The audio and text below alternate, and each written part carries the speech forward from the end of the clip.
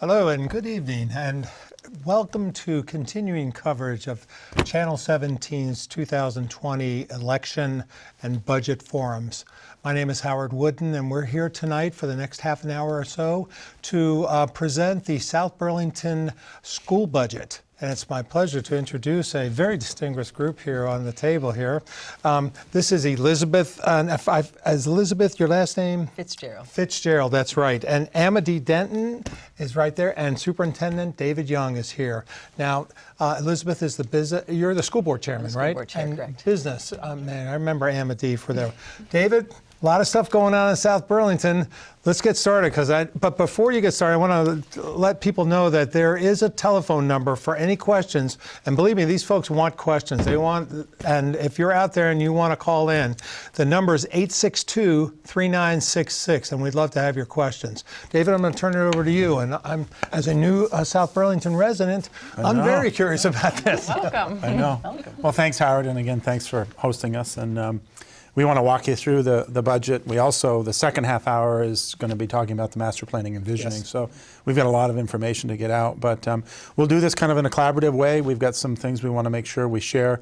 In no way are we able to get through all of our budget information. There is an awful lot of information on our website, both about budget And where also, can they find that? They can find that on our website, www.sbschools.net. Good. And then there's also a link there that takes them to a more specific component on our master planning and visioning. Great. All right, thanks. So we're going to, again, walk you through this, and we'll kind of go back and forth, mostly between myself and Amadee, and again, Elizabeth has a few things as well. I'm going to recap our budget. What we're looking at for the FY21 proposed budget is a 7.96% increase in our total expenditures. And what makes up the amount of money in that total expense increase is $2.7 million in salary and benefit increases. We have contingencies built in for our salaries, as we have 3 bargaining groups that will be in the midst of bargaining during the FY21 fiscal year. That makes up about 65.8% of our total $4.1 million increase for FY21. And we have $1.4 million in our continuing service expenses, which make up 35% of our $4.1 million increase. And what is in the continuing service expenses are our tuition agreements that we already have in place, the stewardship projects and general maintenance of all 6 of our facility buildings, contracts with vendors and service providers that are currently in place, vocational tuition expenses, and lease payment obligations. We have a slight reduction in our debt service and equipment line items, which equate to about a 0.88% decrease in our expenditures. And then offsetting our budget is our what we call our local revenues, and those are just slightly down from our FY20 projected amounts of $12,000, and that is a slight increase in our local revenues and a slight decrease in our federal revenues, which net to a decrease of $12,000, a little over $12,000. So some important facts about our budget this year. One of the things I think is important in South Burlington, we have an increasing enrollment. This year, beyond what we started, we had 35 more students that came in, more than what we thought. That's one. And then as we've progressed through the year, again, looking at our projections, we expect about 68 additional more students, so bringing us up to about 103 projected over our kind of current year projections. So anything that is, any reason Well, for again, that? you were previously talking with Tom Hubbard about Right. Market Street, for an Right. example, but a lot of developments that are coming online, some affordable housing things are coming online. That's a good thing. Yeah. And so it's also having a little bit more of an uptick than what we expected around enrollment. As a result, some of the factors, and we'll go over this a little bit more when we go through the calculation, but equalized pupils, these are not seated students, but calculated components of a student. So high school gets a little bit more than a elementary, et cetera. ELL a little bit more. So all those factored in, those are important factors, what we call equalized pupil count. That's not yet finalized. We do have a number from the Agency of Education, but not yet finalized. Healthcare premiums, I think most everybody probably in the state knows we get healthcare increases. So that's a good sized chunk of our increase at 12.9. And then for us, looking at all of our groups, obviously our employees pay into that, as well as the district pays for those services. So that's a 17.77% increases. As Amadee said earlier, we have all 3 collective bargaining agreements. That's our teachers, union support staff, and our administrators are bargaining. Class sizes, again, this goes in direct correlation with the first bullet point, is related to servicing those classrooms. So we have some elementary needs there for our teachers. Also, this budget does include facility stewardship, how we care for our facility. And over the years, as it says here, in 2015, 16, 17, 19, and 20, we had some bond funds that came in to help do a lot of those things that we needed to do. We don't have a bond currently specific to facilities, and therefore our general fund, you'll see, will go up, and we'll talk about that here in just a second. Here are some of the examples of some of the bonds. I won't go through all of it, but again, this is available, Howard, for people to look at. But the 15 and 16 year bonds went towards elevator replacement at the middle school, some upgrades at the high school, Chamberlain roof repair. And again, you can kind of see how that bonding money has allowed us to do the things that we needed to do. Again, the point being is that when the bonding money isn't there, it's going to all come out of just the local fund money. And so that's why you see those changes. Mm-hmm. So continuing on here, as I said, classroom teachers, so specifically because of the enrollment, a little bit more going on at Rick Markup. Remember that Market Street, which is a great thing happening. But we're adding 2 additional classroom teachers. This whole slide actually is related to enrollment increases. Most specifically, 2 classroom teachers at Rick Markup, 1 classroom teacher at Chamberlain by our airport, and then some added support services and guidance for them, and then campus safety, although I would say that's not connected to enrollment, but connected to societal needs around keeping our campuses safe. At the high school, the 0.8, again, that's a 0.8 of a teacher, although it would be broken out in a sections that might be needed. And again, the high school is seeing enrollment increases as well. We have actually the 8th grade class currently going over to the high school, as expected, if it continues, will be the largest high school graduating class in South Burlington history. So again, we're a little bit of an anomaly as we look around to other places in the state. Do you know the size of that class? It's around 264 is what we're kind of expecting. Wow.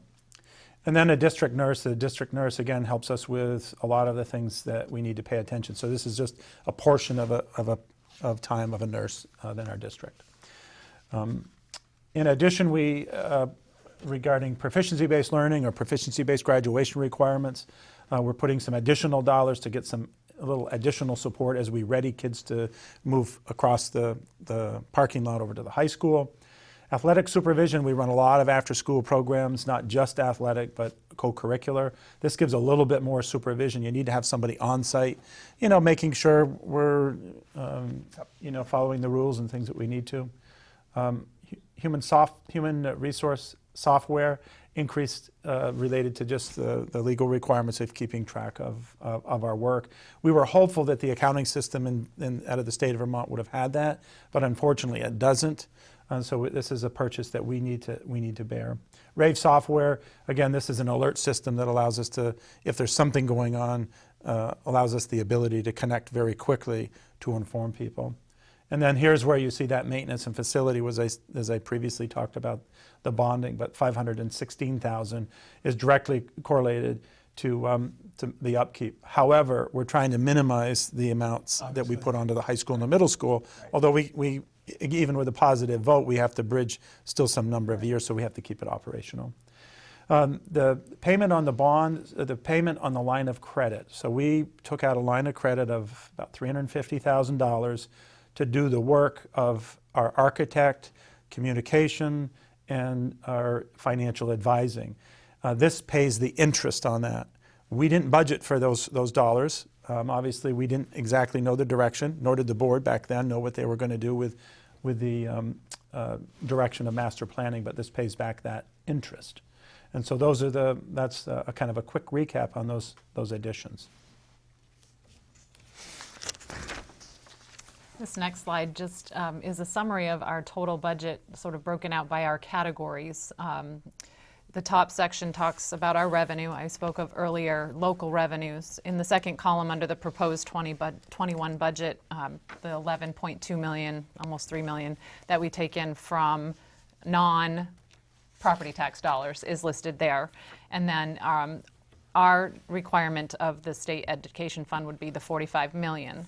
There is an additional amount of money beyond what our budget total is of $437,267 this year, and that's due to a deficit that our fiscal year FY19 ended with. So in order to pay that deficit back, we have to ask the education fund for those funds. It's not listed in our total budget because we budgeted that before. But in the second section, the expenditures are listed by categories of salaries and wages. And what you can see on the far right two columns, the percent change from in category, so salaries in FY20 versus salaries for our projected FY21 is up 4.94%. Inside of those numbers, we have new staff that we just talked about on those prior slides. We do have all of our groups with changes in like the non-union support staff, salary changes, things like that are listed in that area. And so that actually makes up 3% of our total 7.9% budget increase. Our health insurance, as David mentioned, 12.9% just in premium increase. And then Act 11 was passed, which is a statewide healthcare initiative. And it's bringing on some significant changes to how employers will be responsible in paying the out-of-pocket dollars that an employee's health plan doesn't cover. So, that's interesting. yes. So to explain that a little bit better, currently our employees pay for the first dollars, depending on what group they're in, of their health care and of out-of-pocket expenses. And then there's a district fund, HRA, to cover the balances and such. So the state's plan now says that the employer will begin paying first dollar, and then the employee would remain to pay at the very end of that small amount of out-of-pocket. So it's shifted the expenses to the employer first, and so we feel that our responsibilities are going to be headed in an upward tick. Another part of this Act 11 is that employees that work 17 and a half hours a week on average would be eligible for benefits, which is a lower threshold than what we currently offer with the 30 hours. So that will bring more people onto our health plan.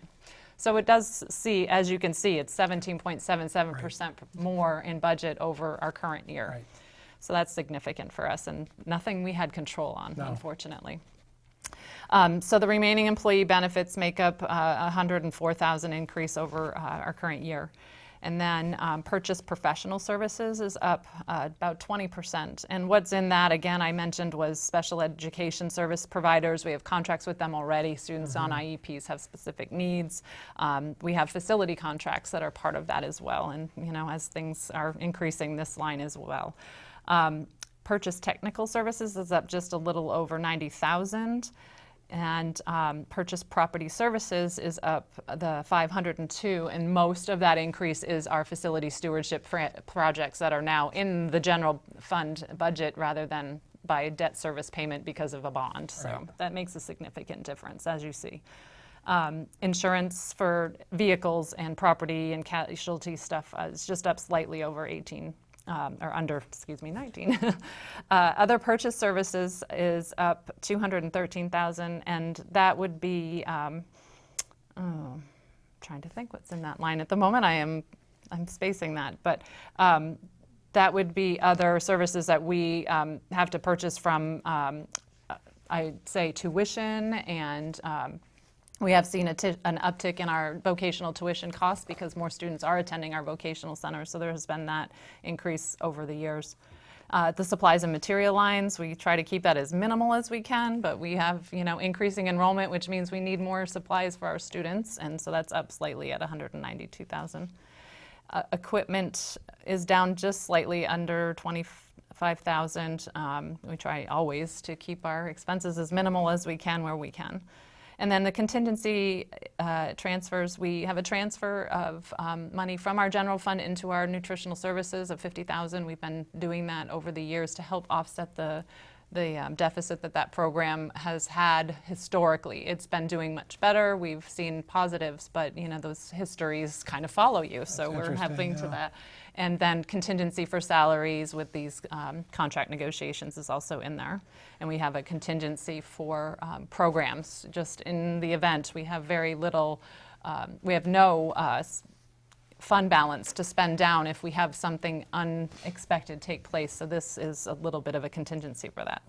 And then there's a slight reduction of $10,000 in our debt service, and that's just paying, when we are paying down our bonds, it just reduces our premium, or our interest, excuse me. Before you go on to the next chart, I want to remind our viewers that if you have a question, please call 862-3966. These folks want your question. They want to be able to explain it. Yeah, let's move on. There's a lot of good stuff here. Good. I don't need to duplicate too much of what Amadee's already covered on it, but visually that we have a pie chart that demonstrates that about 80%, a little over 80% of the district's expenses in any given year, but also in the budget over budget increases tied to salaries and wages, or wages and benefit increases. And I think Amadee did a great job explaining where those are coming from in terms of staff associated with new enrollment, as well as the healthcare benefit premiums specifically. The next biggest chart on, or color on this pie chart is the green, and that is the professional services that Amadee mentioned. And lastly, the last three smaller segments are the supplies, materials, equipment, and then the debt service and other category. One of the things that I've seen over going into my 15th year of board service is the issue that David brought up, which is really that a lot of the facilities stewardship has come out of the operating budget, and I think all schools around the state are seeing, with aging facilities, and ours are approaching 60 years, that our ability to cover the facility needs out of an annual operating budget becomes more limited. So some of the bond history that you saw explained efforts that we made to mitigate the more significant needs in any given budget year. But what we're seeing now and what you hear about next is really an effort to look at redefining investments in our facilities outside of an annual operating budget. This next slide, Howard, is our kind of representation to provide some clarity to where the 11.22% tax rate increase is coming from. And so on the bottom left is obviously the number of students. Maybe I mentioned the equalized pupil count. So it's up because we have more students. You heard me talk about the more students, but it doesn't come to us all in 1 year. It's a 2-year rolling average, right? And so if you have 100, it's not as simple as this, but if you had 100 more students, as I said, you'd see about half of that, depending upon how that breakout is.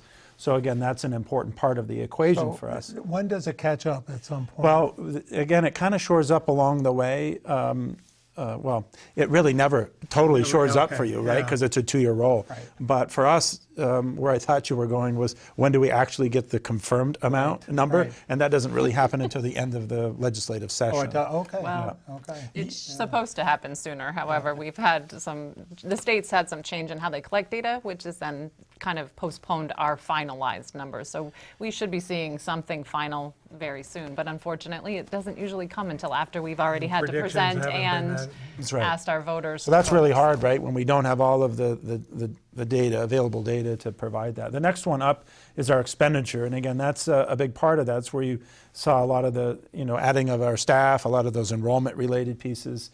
So that's all in that 10.1. Our estimated revenue, you heard Amadee talk about a little slight reduction there. So that obviously loads on the tax rate a little bit. Our deficit from the prior year, you heard that part, that's 1.09. The yield is up a little, so that helps by 2.41. And then the common level appraisal, this is a big one. As homes sell above their appraised value, then that obviously moves this common level appraisal down, and then that has a factor on us. So 4% of the 11 is related to the common level of appraisal. So about almost 8% is directly correlative to CLA enrollment, those facility needs, the healthcare, and kind of that campus safety. So 8 of the 11, and again, I think that's important for people to understand when they kind of quantify that. Obviously, if we had significantly downward turning enrollment, then that obviously I think would add some really, really heightened concerns. Yeah. So we often have the question, the budget increase is 9 or 8%. Why is my tax rate going up 11? So we have wonderful help from our operations and finance director to have this formula written in words that I think the general public could understand. So we start out with our total expense of $55.8 million. And then from that, we subtract our local revenues. Those, again, are the ones that are not part of our education fund of 11.2, which gives us what's called our education spending. Now, this FY21 is a little different because of that $437,000 deficit that we have to repay. We need to add that to that ed spending number, which typically it would just be expenses minus revenue gives us that ed spending dollar. But this year, it's a little different with that deficit repayment. So that number, 45 million, is then divided by our equalized pupils. And again, as David mentioned, it's still an estimate because we have not received our final numbers. And that gives us our education spending per equalized pupil. And that is 17,400, which is definitely below the state's excess spending threshold of 18,700. I'm so used to speaking in millions, which is sad.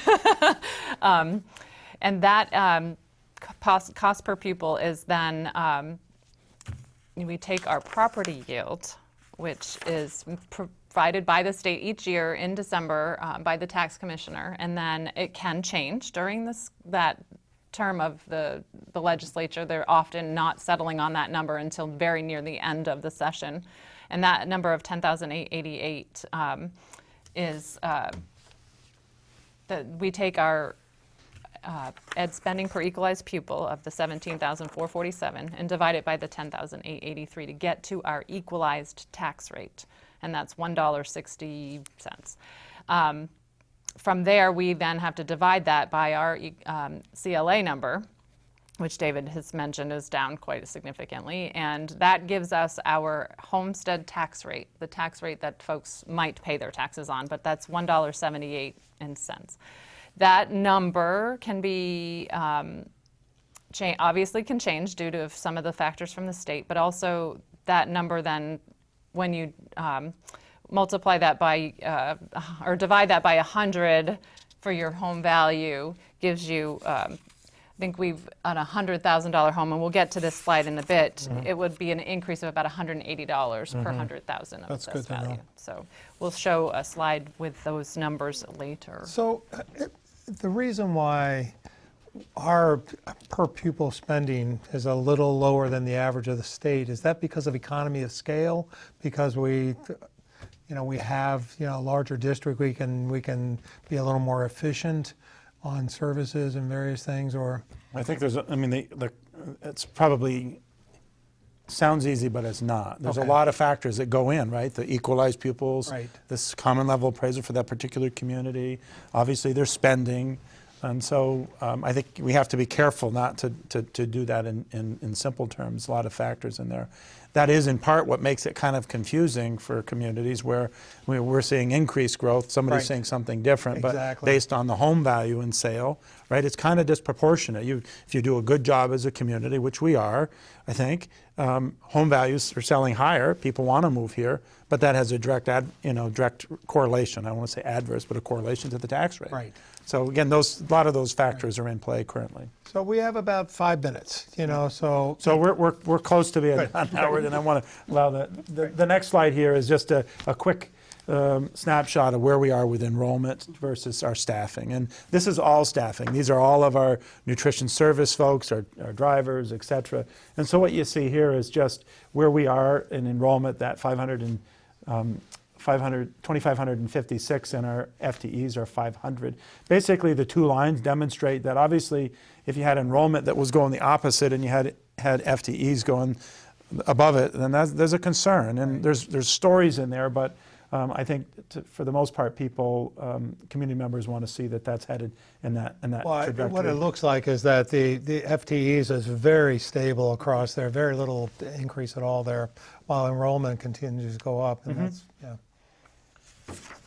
I don't know, Elizabeth, you want to touch this one? Is this the 5-year Yeah, just really briefly, we tried to take a look at, for the community, to look at both the rate of the budget request and the percent spending, and then what it tied to in terms of tax rate increase. So what we wanted to demonstrate is there is volatility in both the spending year over year, as well as the impact of the tax rate as dictated by the variables that David mentioned. But if you look at the 5-year averages, the spending increase is about 4.1%, and over 10 years it's 2.91%, and that's translated into tax rates over 5 years on average of 2.05. And on a 10-year average of 2.46. And again, there's cycles to all of the budgeting phenomena, as well as the variables that impact tax rate, but we do pride ourselves on really trying to maintain that within a fairly reasonable band for the community.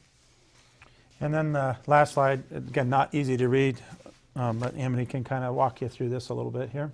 This chart comes actually from the budget book that will be available to the public tomorrow, and then in the mail if they wish, and so on. But it just gives an estimate. On the top section, there's 3 columns. The first is the city's budget, which I think Tom went over, and the second would be the school districts, and we compare last year, or our current year, to next year's proposed budget, and then the combined rates are listed here. But down at the bottom, it just kind of gives a resident an idea of what that means to them. And so, as Tom mentioned, a condominium that's valued about $234,000, the school part would show an increase of $422 per year on that assessed value. And then on a home that's valued around $341, excuse me, it would increase the tax $613 for the year. And that's, again, just the school portion. Both city and school are combined in this chart. Just we obviously are going to talk about our section a little bit, but you know, I know that the city works really hard to keep their budget in check, and then we do the same. And with some of the unexpected drivers with our health care, you know, we've done our very best to try to help keep our costs down. But with the large increase in our needs to take care of our facilities and not having the bond funding to do that for all of the schools, this time has put another, you know, pressure on our The budget. last few seconds, are there forums coming up that people can go to? So let's make sure people know.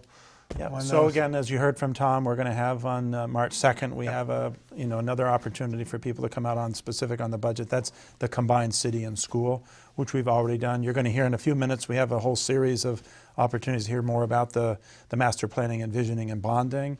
So there'll be times available. And plus, we're available. You know, school board members list their email, and our offices are open. And we're happy to either take an email or a phone call. And we really appreciate when people are asking those questions. Again, just the recap, as I said earlier, you know, that 8% increase for us is directly correlated to a lot of the things that are going on. CLA is at 4, those enrollment pieces, as I said, the healthcare that you heard mentioned, and then the care of our facilities. That's 8% of the 11. Then obviously, as Elizabeth pointed out in the pie chart, we're heavily on staff, and so those are obviously then associated with a multitude of factors with those collective bargaining agreements. Yeah. Yep.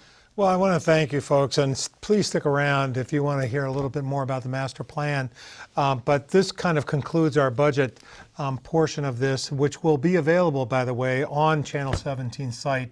You can go to ch17.tv or to cctv.org. And I want to appreciate all of you folks. I know that I look forward to doing it again next year.